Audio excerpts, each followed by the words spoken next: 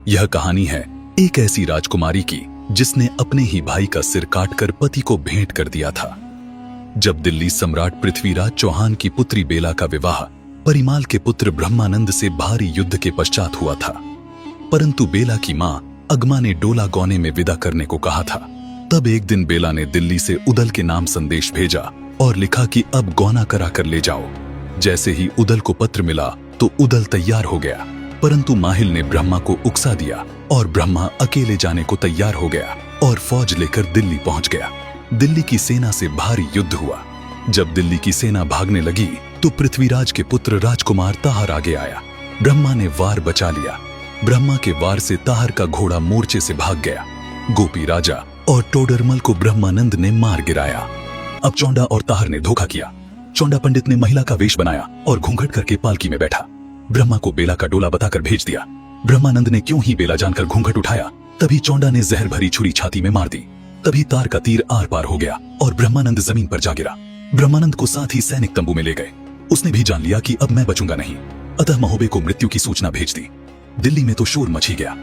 बेला और रानी अगमा रोने लगी। युद्ध रुक गया और गौना नहीं हुआ। बेला ने उदल को फिर से पत्र लिखा। तुमने मेरे स्वामी को अकेले भेज दिया और दिल्ली के जल्लादों ने उन्हें मार दिया। पत्र पढ़कर आल्हा उदल बहुत दुखी हुए। अब वे परिमाल राजा से अनुमति लेकर गौना करवाने दिल्ली जाने को तैयार हो गए।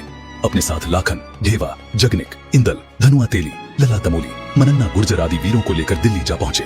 बाहर बगिया में ही ठहर गए। चौंडा राय ने पूछा, किसका लश्कर है, कहां जा रहे हैं?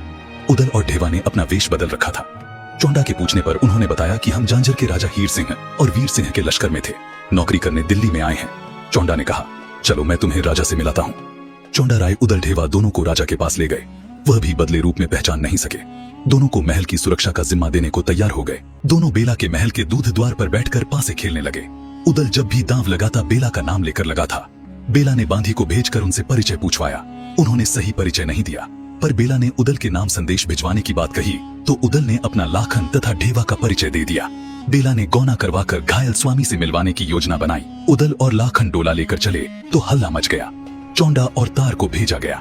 जमकर युद्ध हुआ। बेला का डोला कभी दिल्ली के हाथ आया तो कभी महोबे वालों ने अपने कब्जे में लिया। अंत में लाखन और उदल ब्रह्मानंद के तंबू में ले जाने में सफल हो गए। बेला ने प्रेम भरा स्पर्श किया और पंखा जला तो ब्रह्मानंद ने आंखें खोली। उसने पूछा, यह स्त्री कौन है? उदल के पहले ही बेला ने स्वयं अपना परिचय दिया तो ब्रह्मानंद ने मुंह फेर लिया। बेला ने कहा कि मुझे सेवा करने का अवसर दे दो। ब्रह्मा ने शर्त लगाई, ताहर का सिर काट कर लाओ, तभी मुझे शांति मिलेगी। बेला ने कहा, एक बार महोबे जाकर अपनी सासू जी के दर्शन कराऊं, फिर आपकी शर्त पूरी करूंगी। बेला ने अपने पति ब्रह्मा से उसके स्वयं के भाई ताहर का सिर काटने का वायदा किया था। उदल ने उसे ब्रह्मानंद की बैंगनी पगड़ी पहनाई, उसी का हर नागर घोड़ा दिया और 5 हथियार लेकर महोबे की सेना का नेतृत्व करते हुए दिल्ली पर आक्रमण करने पहुंची। कोई नहीं जान पाया कि यह बेला है। उदल को उसने ब्रह्मानंद के पास उसकी सुरक्षा के लिए छोड़ दिया। पृथ्वीराज को पत्र लिखा कि गौने के साथ जो देने योग्य सामान है वह भेज दो।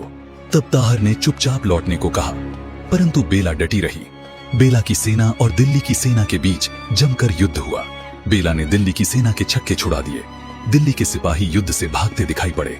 ताहर ने यह देखकर अपना घोड़ा आगे बढ़ाया और तलवार का वार किया। बेला ने अपनी ढाल अड़ाई तो उसकी आस्तीन के ऊपर चढ़ जाने से चूड़ियां दिखाई पड़ गईं। चौंडा ने ताहर को आवाज देकर कहा, यह स्वयं बेला है, इस पर हाथ मत उठाना। ताहर का ध्यान बंट गया। तभी बेला ने तलवार से ताहर का शीश काट लिया और तुरंत ब्रह्मानंद के डेरे की ओर चली गई। चौंडा राय ने जाकर दिल्ली दरबार में बेला के युद्ध और ताहर के मारे जाने का समाचार सुनाया। महलों में समाचार पहुंचा तो अगमा रानी ने भारी विलाप शुरू कर दिया। रानी ही नहीं, दिल्ली की जनता भी रोने लगी। सब कह रहे थे कि इसी दिन को बेला पैदा हुई थी जो इसने अपने ही भाई का गला काट दिया। बेला ब्रह्मानंद के तंबू में आकर कहने लगी कि अब तो आंख खोल दो स्वामी। कई बार पुकारने पर ब्रह्मानंद ने आंखें खोली। कौन है? बेला ने कहा, स्वामी मैं आपकी धर्मपत्नी बेला हूँ, आपकी आज्ञा से ताहर का शीश काट कर लाई हूँ। ब्रह्मानंद ने शीश को देखकर कहा, बेला अब मेरा बदला पूरा हो गया, मैं संतुष्ट हूँ, मेरी आत्मा अब भटकेगी नहीं। हरे कृष्ण हरे राम कहते हुए ब्रह्मानंद ने प्राण त्याग दिए। अब तो बेला का रुदन शुरू हुआ। वह दुर्भाग्य पर रोने लगी। जो मैं यह जानती तो ताहर को मारने की ना ठानती। मैंने पीहर और ससुराल दोनों को खो दिया। हाय मैं कहीं की ना रही। उदल ने कहा, आप महोबे जाकर राज करो, वहां किसी प्रकार की कोई कमी नहीं है। इस पर बेला ने कहा, नहीं अब मैं ना राज करूंगी ना जीवित रहूंगी, मैं पति के साथ सती हो जाऊंगी। लाख और उदल समझाकर मुझे सती होने के लिए दिल्ली की चंदन बगिया की चंदन उदल लकड़ी और चाहिए। लाखन ने कहा कि चंदन लकड़ी हम कन्नौज से ला देते हैं, पर बेला अड़िग रही। बोली, प्रतीक्षा करने का समय नहीं है। दोनों अपनी फौज सहित दिल्ली पहुंच गए। चंदन बगिया से पेड़ कटवाकर छकड़ों में भर लिए। किसी ने पृथ्वीराज को सूचना दे दी। चौहान ने अपने सेनापति भेजे। चौंडा राय और धांधु ने छकड़ा रोक लिया। लाखन ने वीर सिंह को भेजा। उधर से बीकानेर का विजय सिंह पहुंचा। हौरर सिंह, वीर सिंह और विजय सिंह सब मारे गए। हीरामण भी मारा गया। भारी मारकाट के बाद उदल चंदन का छकड़ा लेकर बेला के पास पहुंचे तो वह बोली, ये चंदन गीला है, आग पकड़ ही नहीं सकेगा। मुझे सूखा चंदन चाहिए। उदल ने फिर आग्रह किया कि सती होने का विचार त्याग कर महोबा चलो। लाखन ने कहा, मैं कन्नौज जाकर चंदन लाता हूँ। परंतु बेला ने कहा कि दिल्ली दरबार में चंदन के 12 खंभे लगे हुए हैं। जाओ जाकर दिल्ली से चंदन खंभे लेकर आओ। उदल और लाखन दोनों को लगा कि अब मृत्यु सिर पर मंडरा रही है। आगे का भाग देखने के लिए चैनल को सब्सक्राइब करें।